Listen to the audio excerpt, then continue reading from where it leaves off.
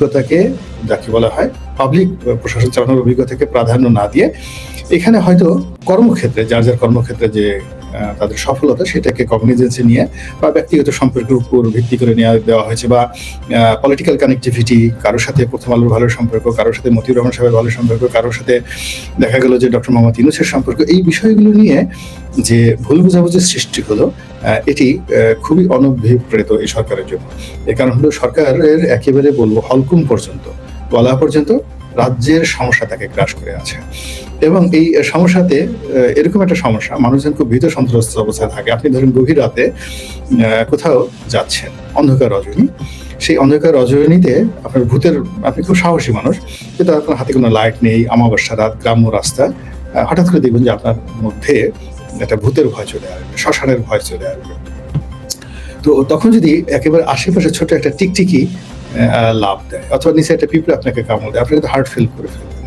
এখন সরকারের সন্দেহ, ভয় এরকম একটা অবস্থা হয়ে গেছে। এর কারণে তারা এখনো পর্যন্ত সফলতা দেখাতে পারে। এই সরকারের সাথে জনগণের কোনো ডাইরেক্ট কানেকশন নেই। তারা পুরোটাই একটা কল্পনার মধ্যে, যে জনগণ আমাদেরকে বানিয়েছে, ছাত্র আমাদেরকে বানিয়েছে, মানে পুরো জিনিসটাই কল্পনা প্রসূত। তো একটা কল্পনা প্রসূত বিষয় নিয়ে আসলে বেশি দূর কিন্তু এগোনো যায় না।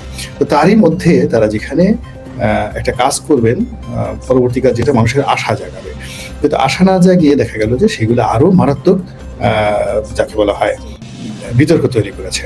আর ফারুকী সাহেবের যেটা হলো কি, যে তার বয়স অত বেশি না, দ্বিতীয়ত এই চলচ্চিত্র জগতের মানুষ, তৃতীয়ত যেটা হচ্ছে যে তার ব্যক্তিগত যে ফাইন্যান্সিয়াল লেনদেন, এই ফাইন্যান্সিয়াল লেনদেন নিয়েও খুব সুনাম সুখ্যাতি আছে বলে আমার কাছে মনে হয় না।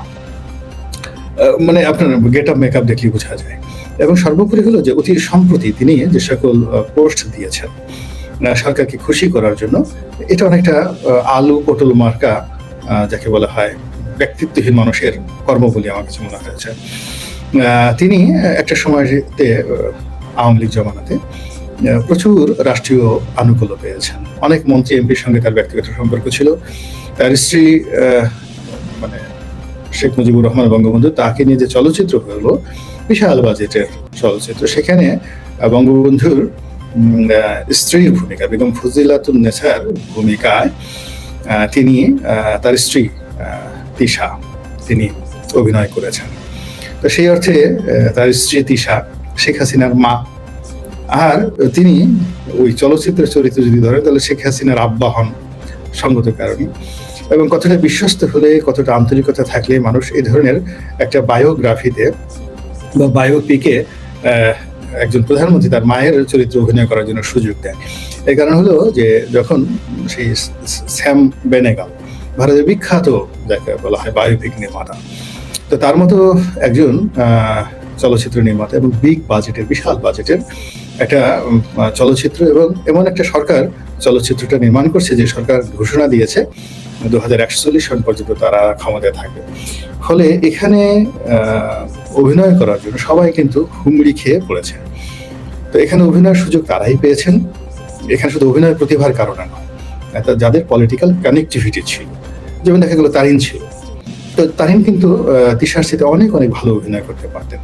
তো এখন এখানে তিশা যে গেছেন, সেখানে শেখ হাসিনার পছন্দ ছিল, আওয়ামী লীগের পছন্দ ছিল, এবং ওখানে যারা এই চলচ্চিত্রের সাথে জড়িত, জুনায়েদ আহমেদ পলক থেকে শুরু করে আবু নাসের কামাল, যিনি সাবেক শিক্ষা সচিব ছিলেন, এই সকল মানুষের সঙ্গে তার একটা ভালো সম্পর্ক ছিল বলেই তিনি সেখানে গিয়েছেন।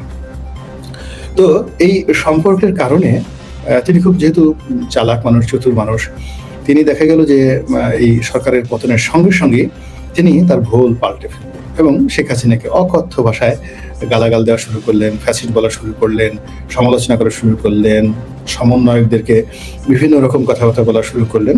তো সবাই খুশি যে ঠিক আছে, মোস্তফা সরোয়ার ফারুকী যে সেলিব্রিটি, তো তিনি এভাবে আওয়ামী লীগের গালাগালি করছেন, সবাই খুশি।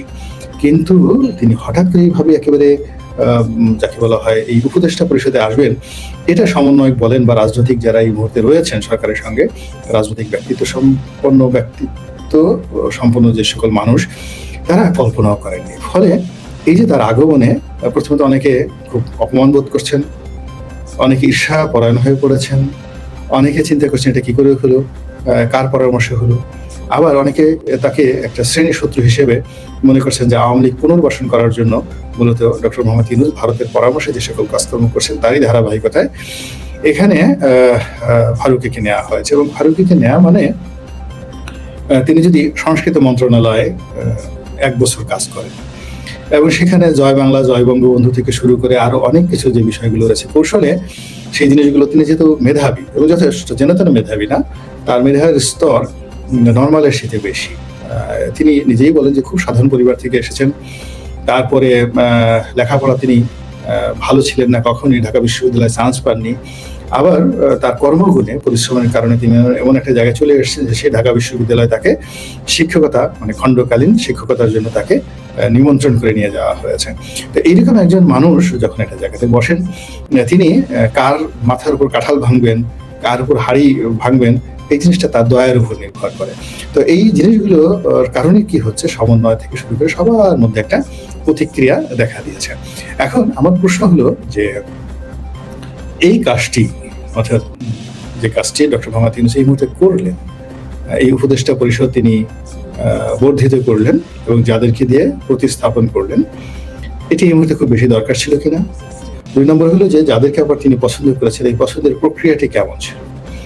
তার যে কিচেন ক্যাবিনেট আছে সেই কিচেন ক্যাবিনেটে তিনি কাদের সাথে আলোচনা করেছেন, সে কি ডক্টর আসিফ নজরুল সাহেবের সঙ্গে, নাকি দেবপ্রিয় ভট্টাচার্যের সঙ্গে, নাকি জামাতের আমিরের সঙ্গে, নাকি সমন্বয়কদের মধ্যে সার্জিস আছেন তাদের সঙ্গে তিনি আলোচনা করেছেন?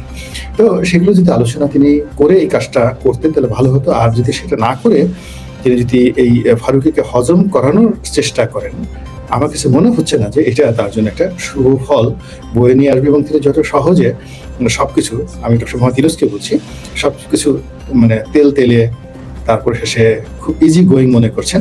আসলে বাস্তবে কোনো কিছু এত ইজি গোয়িং নয়। রাজনীতি ইজ ভেরি টাফ। এখানে সব থ্যাঙ্কসলেস জব। এখানে আপনি দেখেন যে ডক্টর মোহাম্মদ আসিফ নজরুল সাহেবকে আমরা মাথায় করে নাচতাম, এখন তিনি কতটা অসহায়। তিনি নিজেই বলছেন যে আমি এখন প্রতিদিন গালাগাল খাচ্ছি। তো এখন এই যে রাজনীতি, এই রাজনীতিতে আপনি দেখেন যারা এই বাংলাদেশে রাজনীতি করতে এসেছে, বঙ্গবন্ধু প্রাণ হারিয়েছেন, শহীদ প্রেসিডেন্ট জিয়াউর রহমান প্রাণ হারিয়েছেন, এরশাদ সাহেব জেলে গিয়েছেন এবং সেই জেলে শুধু যেন তেন জেলে না, তার জেলে ক্যামেরা সেট আপ করে দেওয়া হয়েছিল। তিনি পায়খানা পেশাব করতে গেলেও সেখানে সিসি ক্যামেরা থাকতো।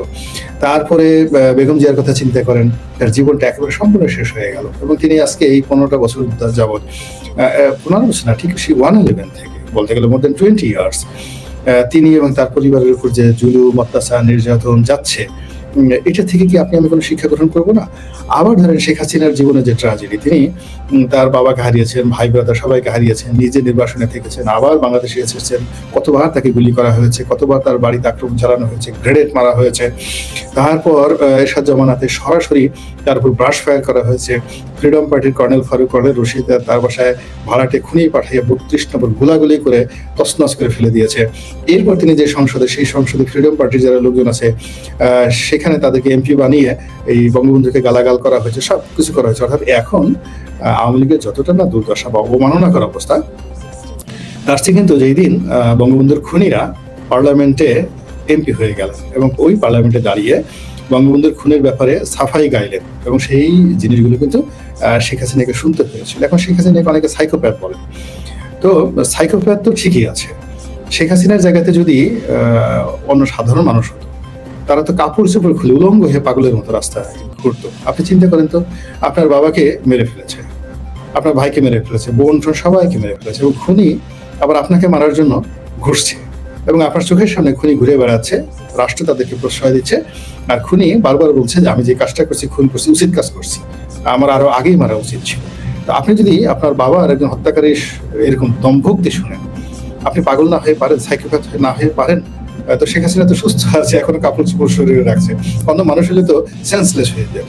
তো এটা আমি বলছি এই কারণে যে রাজনীতির তাপ এবং চাপ এমন একটা জিনিস, এটা মানুষকে পাগল বানিয়ে ফেলে, সাইকোপ্যাথ বানিয়ে ফেলে। এবং এখানে ডক্টর ইউনূস যেভাবে একেবারে প্যারিস থেকে এসে হুট করে বাংলাদেশে বসে একেবারে টুস করে প্রধান উপদেষ্টা হয়ে গেছেন, তেমনি টুস করে তিনি এখান থেকে যেতেও পারবেন না, আর ঠুস করে তিনি এখানে বসেও থাকতে পারবেন না, তাকে কাজ করতে হবে। এবং তিনি এখন যে কাজগুলো করছেন, এরকম ভাবে যদি তিনি কাজ করতে থাকেন, অর্থাৎ এরকম ফারুকী সাহেবদেরকে নিয়োগ দিতে থাকেন, এবং এখানে অনেকেই বলার চেষ্টা করছেন যে ফারুকী যদি আসতে পারে, হিরো আলম কি দোষ করছে, কিংবা এটিনের মাহবুব সাহেব কি দোষ করেছে, সে তো ভালো গান গায়, অনেক চমৎকার গান গায়। তো এই জিনিসগুলো কিন্তু আলোচনা হচ্ছে। আলটিমেটলি এই যে কথাগুলো উদাহরণ দেওয়া হচ্ছে যে ডক্টর মোহাম্মদ ইউনূসের যে ব্যক্তিত্ব, এই ব্যক্তিত্বের সঙ্গে যায় না, তার জন্য এটা অবমাননাকর। এবং তিনি দ্রুত এই ব্যাপারে সিদ্ধান্ত যদি নিতে পারেন, ইভেন মিস্টার ফারুকী তিনিও যদি সিদ্ধান্ত নিতে পারেন, তাহলে আমাদের সকলের জন্য কল্যাণকর হয়। আল্লাহ আমাদের সবাইকে হেদায়েত দান করুন এবং হেফাজত করুন। আসসালামু আলাইকুম ওয়া রাহমাতুল্লাহি ওয়া বারাকাতুহু।